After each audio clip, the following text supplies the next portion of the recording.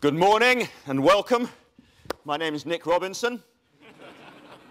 Slightly confused this morning. It's a bright day in Manchester. You don't often get that. Pretty cold. Bracing, I think they call it up here. Nothing like a little bit of icy weather to get us going first thing in the morning. This, I know, is a venue that you're accustomed to. I've been here a lot, but of course, people like myself are accustomed to it too, because more and more these years we get the political conferences here. So when I walk in here, I see it through the eyes of some of those great moments of the last few years, that lovely smile on David Miliband's face as he walked into the conference centre ready to be leader of the Labour Party, and the astonished expression on his brother's face when he realised that actually it was him instead. I remember very vividly David Cameron, when he was still all kind of rosy pink and box fresh in this stadium, before, as has been unkindly said, he looked more like Eric Pickles after someone had let the air out. But we're accustomed to these venues, and as for yourselves, you'll be bumping into all sorts of colleagues, people you haven't seen for a while, lots of gossip, lots of conversation going on, and it's exactly like that for us at political conferences here. My worst moment probably was when I was political editor of the BBC, and I was walking along a corridor late at night, and round the corner I saw the then Deputy Prime Minister, John Prescott, charging at me, with his arms whirling like a kind of demented combine harvester, and a kind of clutch of aides running along behind him, looking a little bit worried. And he came up to me, and he poked a finger in my chest. He said, "I'll fucking have you. I'll fucking have you, you bastard. You bastard, you. I'll fucking have you." And then he charged off again, round the corner, and I was left thinking, what did I say? I couldn't remember, for I clearly said something. And then about 30 seconds later, he came back round the corner and said, "Oh, sorry, wrong bloke." Anyway, time now for the right bloke. Will you welcome your Chief Executive, Andy Homer.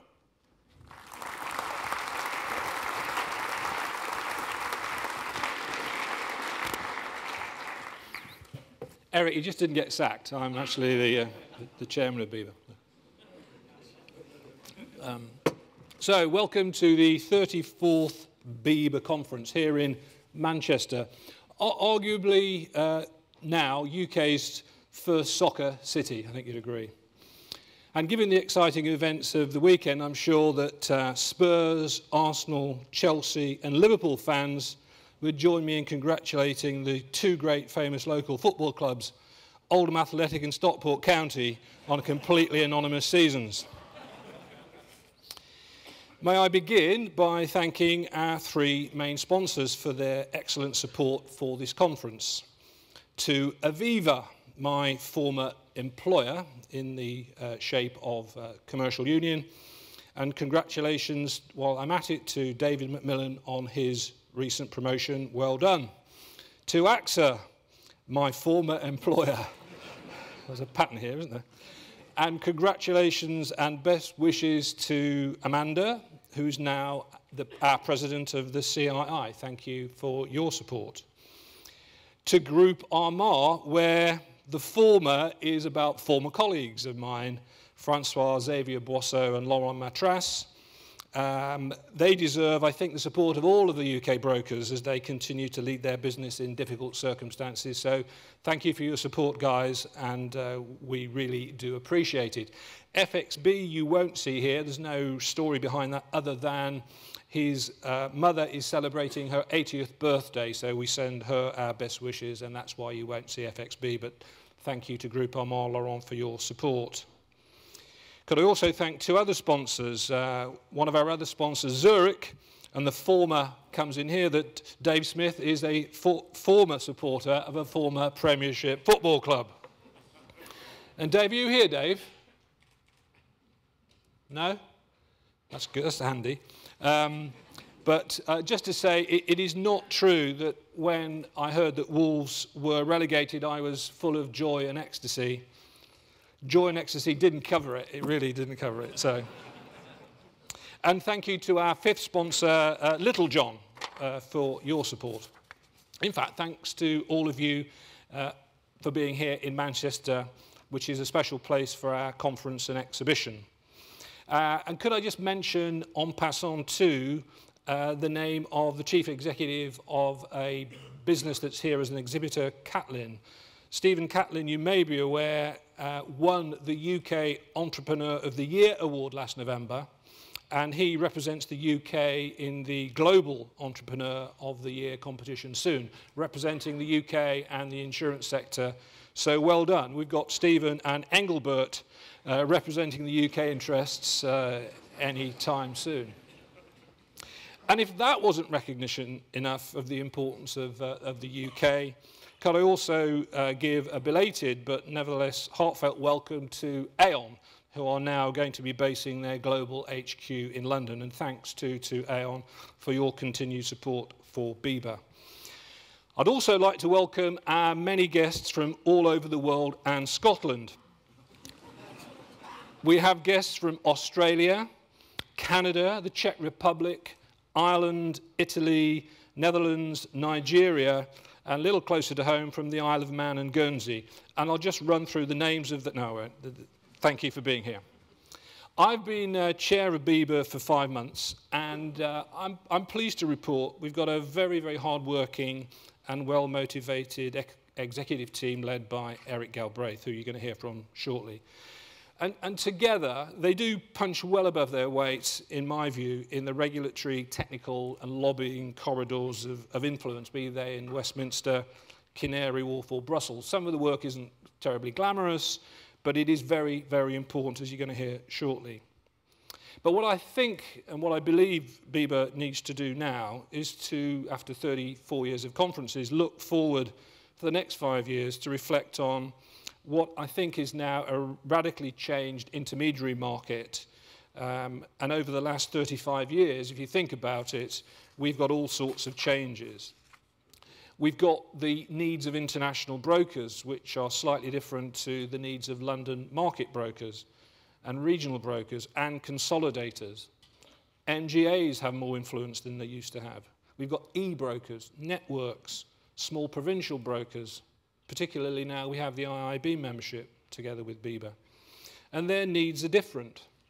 And what do we think and what do we do as an organisation about sort of organisations like Tesco, big brands that do insurance? And what about aggregators, given that almost half of the business across aggregator sites are sourced via brokers or other intermediaries? So what's BIBA's view of the distribution landscape?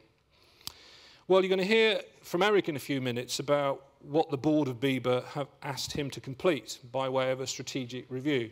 But it's basically, where are we now? Where do we want to get to? And how do we get there? And I promise you there's going to be thorough consultation, and we're going to take our time. We're in no hurry to do this. We want to get it right. Who are the board of BIBA? This is a cue to the... Oh, there it is. So my fellow athletes... led by Tony Soprano at the back, a.k.a. Rob Brown. And I'm often asked, who's on the board of BIBA? Well, that's your board of BIBA, and you probably know some of those names. Some really well-qualified and experienced athletes up there. And I just want to stress, whatever we decide to do by way of strategic future, it's going to be owned by that board. This isn't a question of me deciding we need to do it. The decision to complete the review was decided by the board, and I know I'm getting good support for that review. So, why don't we get on with the show? Have a great time over the next few days. Enjoy the exhibition. Enjoy the networking. Do some business while you're here. Take home all those freebie gifts to the kids. They really love it when you get home. And now, from Scotland, with subtitles, your CEO, Eric Galbraith.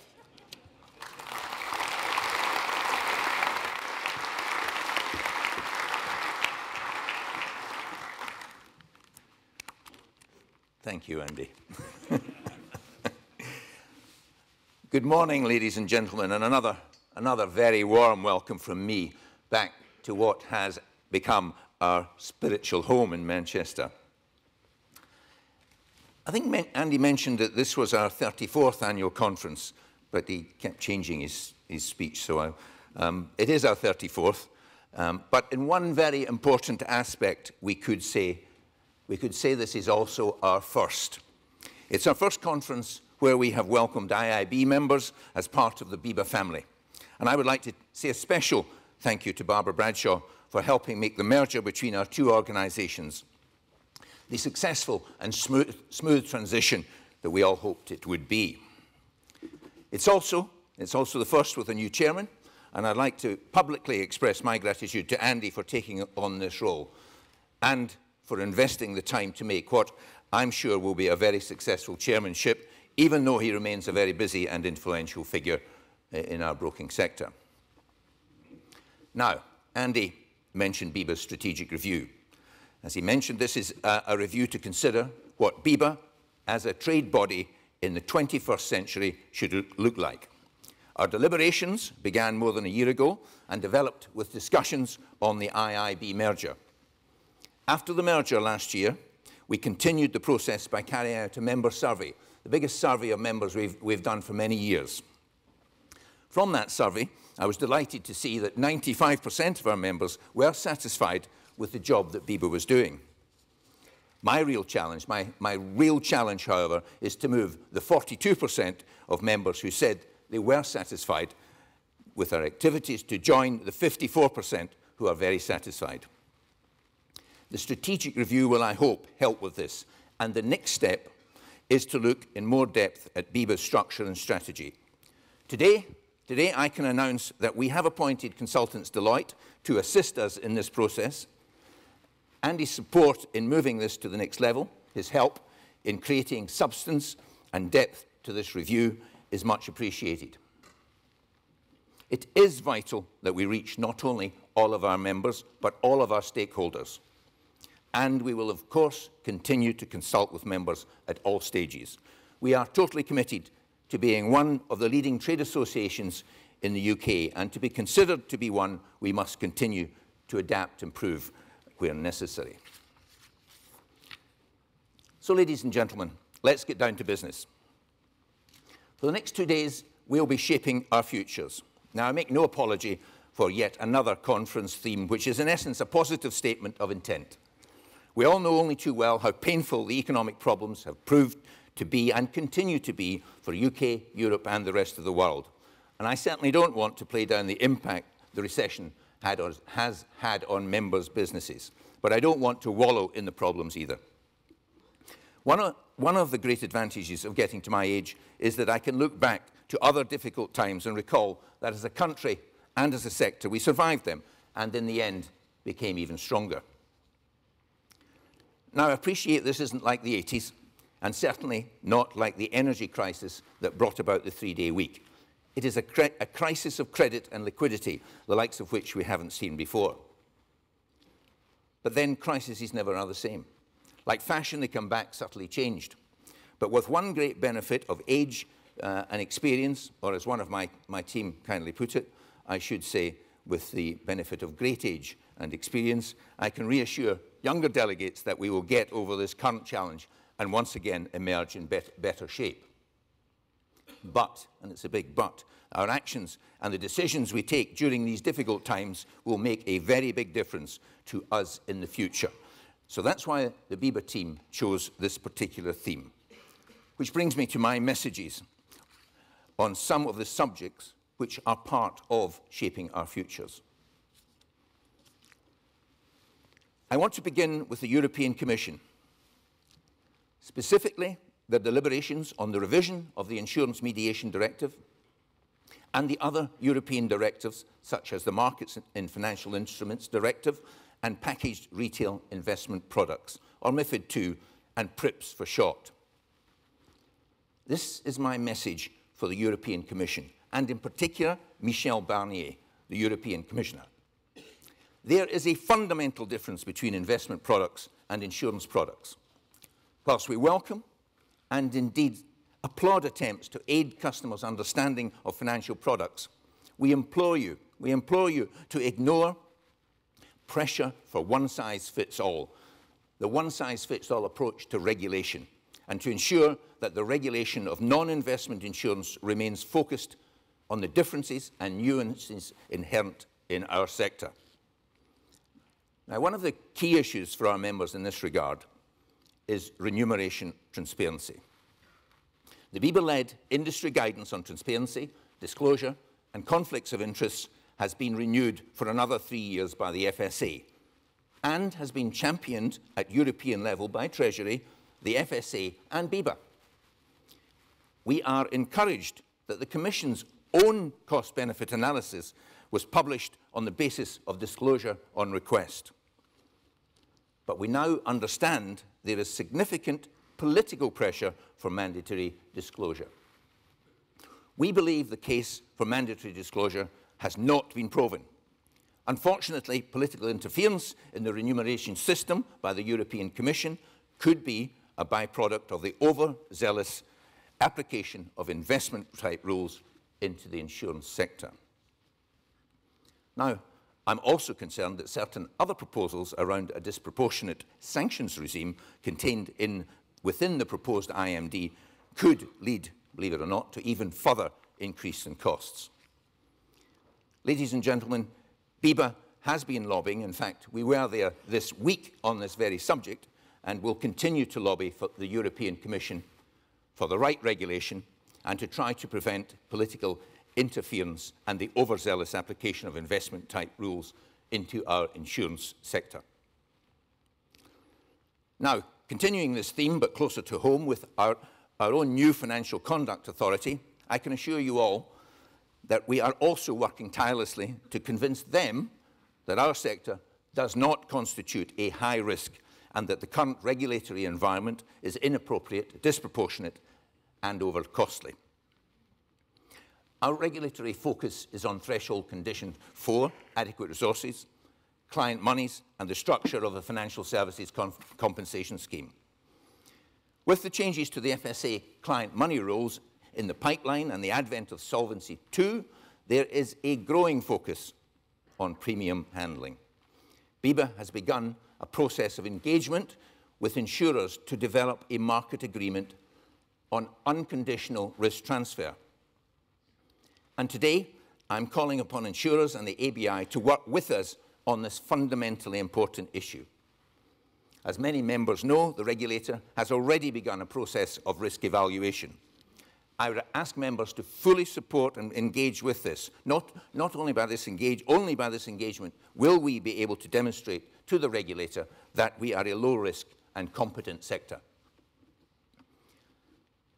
On the FSCS, here again my message is simple. While the levies for 2012-13 have reduced, the underlying problem continues to grow. The current funding mechanism, lumping everyone, selling insurance into one subclass, and the potential for cross-subsidization is inherently unfair, and this situation must be addressed. Now, I'm well aware that there's no easy solution, but this is not an excuse for delaying the review. All options must be considered. We have been promised a review of the funding model by the FSA, so can we just get on with it? Alternative sustainable solutions to the compensation scheme are, as I have noted, not easy, but to ensure we consider all the alternatives, BIBA has appointed consultants, Xera, and lawyers, DAC Beechcroft, to help us with our representation to the regulator and government. Tomorrow morning, for those compliance anoraks, or for anyone interested, there is more on regulation in the compliance countdown session. Now, I want to touch on the professionalism initiative sponsored by the Chartered Insurance Institute and supported by BIBA. As highlighted by BIBA's research last year, in addition to those areas of regulatory risk mentioned in the research, client money, threshold condition 4, it also mentioned advice, and in particular, the potential for poor quality advice. Demonstrating a commitment to the Aldermanbury Declaration and ultimately Charter status is an excellent way to promote professionalism, and I would encourage members to consider this route. Also, BIBA, along with the CII, is today launching an updated broker assess system, our online training and competency system. Please visit us at the BIBA stand or attend one of the fringe sessions to find out more. Now, moving on to government. You will have heard me say this before, but we have an excellent story to tell, a story which demonstrates the value we provide, locally, nationally, and worldwide. We do, however, all need to keep up the pressure on government to acknowledge this value. At the worldwide level, to quote from the recent publication of the Geneva Association, the year 2011 has set new records both in terms of economic losses and insured losses caused by natural catastrophes. Also, the pattern of these losses and distribution to the different perils have been quite different from the long-term experience. One consistent theme is the global need for adaptation and risk reduction measures to reduce the impact of such events. The report, regrettably, also highlights that governments and decision makers should keep the dramatic events of 2011 in mind and wake up to the seriousness of the situation. The insurance sector is part of the solution for efficient catastrophic risk management programs, but without a real effort from all stakeholders to develop and implement such solutions, it seems inevitable that the worst is still to come. Putting that into context, I'm calling on the UK government to ensure that they focus on continuing to deal with flood defences and work with our sector to ensure that insurance protection continues to be available to everyone. Broker-led innovations like the aptly named Project Noah reinsurance programme proposed by Marsh can form part of the solution, ensuring our market continues to offer flood cover for UK households and businesses. Now, what other issues are we making a priority? Well, we are continuing to emphasise to government in our manifesto that brokers are a valuable source of business and consumer advice to support growth. Members' expertise lies in helping our customers analyse and mitigate risk, not simply select the cheapest product. The FSA actually highlighted the problem of consumers focusing on the premium in its most recent Retail Conduct Risk Outlook for 2012, and we welcome this recognition. And here I have to express continuing concern about the direct selling of complex products over the internet and the commoditisation of insurance based on one factor, price alone. Again, one of the advantages of maturity is to appreciate that the cheapest is almost always never the best, and with insurance products, even more so. Having witnessed the continuing problems of fraud and what some insurers have seen with increased claims as a result of internet selling, I remain very sceptical about any move to commoditise commercial products without broker input. To this end, we will be continuing to promote our signposting initiative and our very popular Find a Broker service. Our recent agreement with the ABI and government on the Equalities Act, which signposts those individuals who are unable to access cover because of age to BIBA and its members, is a good example, a very good example of the sector and government working together to enable access to insurance and importantly, the continuation of risk-based pricing in this area. As we know, millions of individuals and businesses fall outside what is regarded as standard risk. And this is really a strong area where members can, through our Find a Broker service, demonstrate the value of our sector. Last year, our Find a Broker service, which I might add now includes a smartphone app, received 400,000 inquiries from customers who had often exhausted every other avenue. Underinsurance and uninsurance are significant risks in an economic downturn. The BIBA signposting initiative is a major contribution to solving these issues. Now, please don't misinterpret my thoughts on internet selling as those of a technology dinosaur. While I certainly concede them, I'm not as tech savvy as my children or even my grandchildren. I can and do appreciate the value of the internet and social media in disseminating information and in opening up other worlds and opportunities we wouldn't otherwise enjoy. As members develop technological strategies to help their business models, let's use these channels as widely as possible to get the messages across. I was delighted to hear that last year's BIBA conference trended in Manchester on Twitter and was described in the trade press as the time when brokers got social media and Twitter in particular. So you'll be unsurprised to learn that we will continue to promote Twitter and LinkedIn during the next 2 days. Twitter feeds will be on display in all the conference sessions and in our special connection zone at the front of the hall. We have also continued with our dedicated conference smartphone application as well.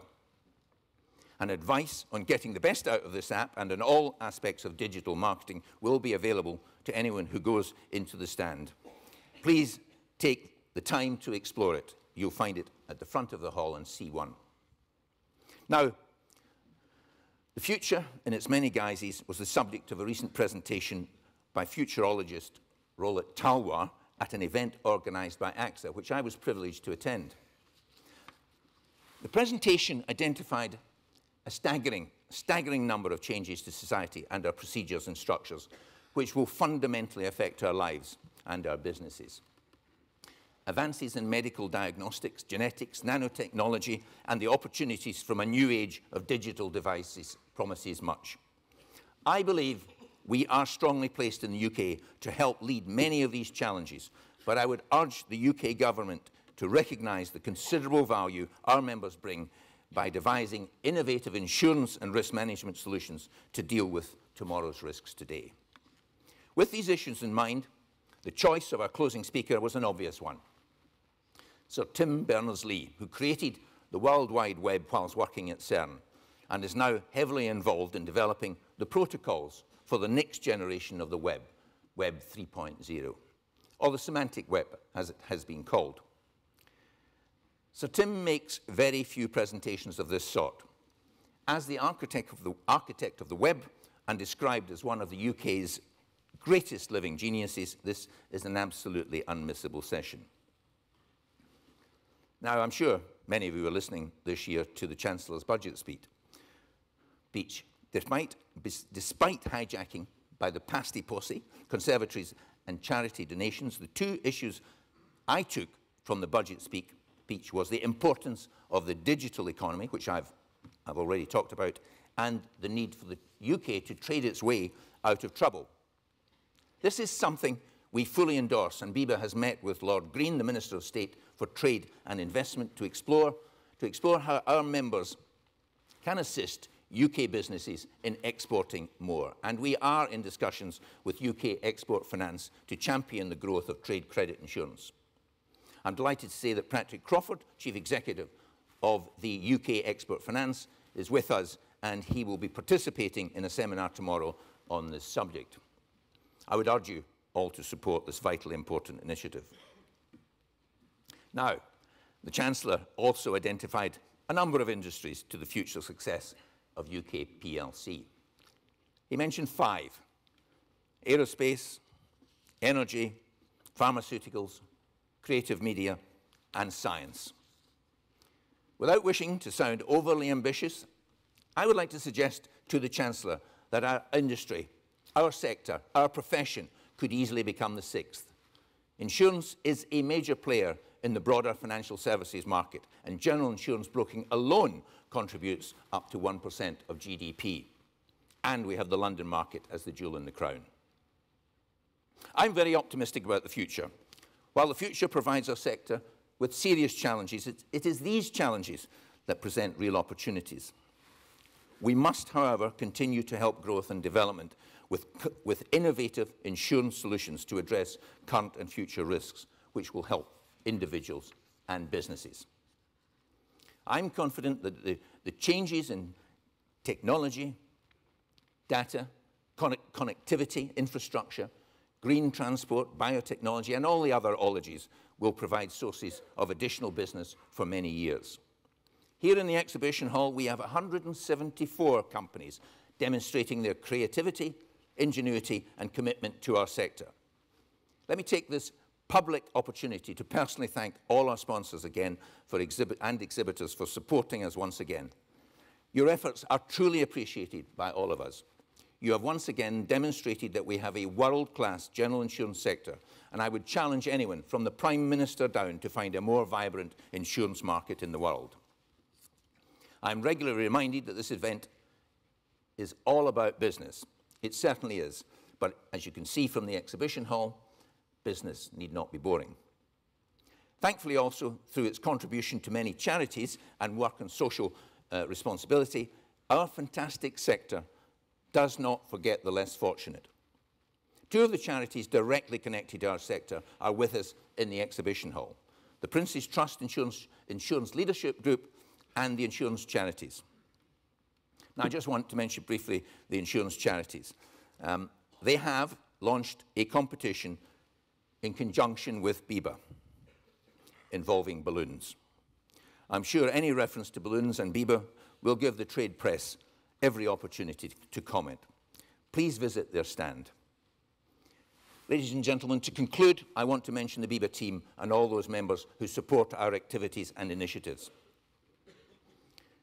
The BIBA team continues to promote and protect the interest of members and have now established BIBA in the forefront of changes that shape our futures. Our media exposure, promoting the value of using a broker, a BIBA broker, has more than doubled since 2006. Our lobbying activities and contact with government, the EU, our regulator and other stakeholders has grown both in number and depth. Our manifesto, which is our calling card, outlines our lobbying priorities. Our signposting and our Find a Broker website and call centre are now recognised by government and used by hundreds of organisations. We have led and contributed to the Cabinet Office initiatives on business continuity and have presented in numerous government meetings on a variety of issues including flood, riot and motor. We launched a new facility to help members deal with sanctions searching, opened a dialogue with the ABI on market issues, supported the CII's professionalism initiative, and importantly, very importantly, grown membership numbers. BIBA participates in a very wide range of activities, all of which could not be undertaken without the support of members. Thank you to all the BIBA team, and especially those members who support us in these endeavours. We must not, as I began, to be complacent, and our strategic review will, I hope, set the agenda to assist us in responding to the issues I've highlighted, including Europe and the IMD, our regulator, our desire to have solutions on threshold condition 4, client money, and the FSCS, and of course, help develop professionalism throughout our sector. Finally, I know I'm prejudiced, but I believe we have a conference and exhibition to be proud of. Please show your appreciation by visiting as many stands as you can, use the app to get in touch with other delegates, and above all, enjoy the next 2 days. Let's shape the future together. Thank you.